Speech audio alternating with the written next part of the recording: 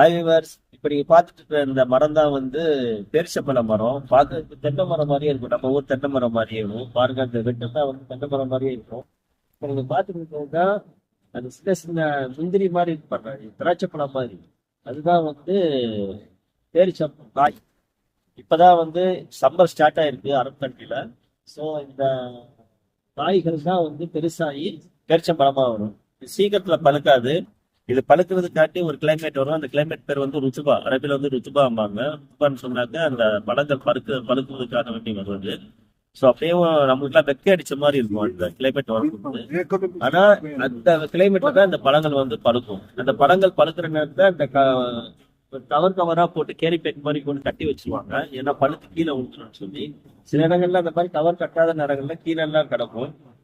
Table கீழே எல்லாம் கிடக்கும். யார் வேணாலும் எடுத்துக்கலாம். அதெல்லாம் யாரும் வந்து சொல்ல மாட்டாங்க.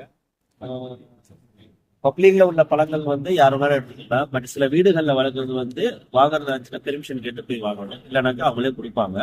ஸோ இதுதான் வந்து பேரிச்சம்பழம் மரங்கள். பார்க்கறதுக்கு தென்னை மரம் மாதிரியே இருக்கும்.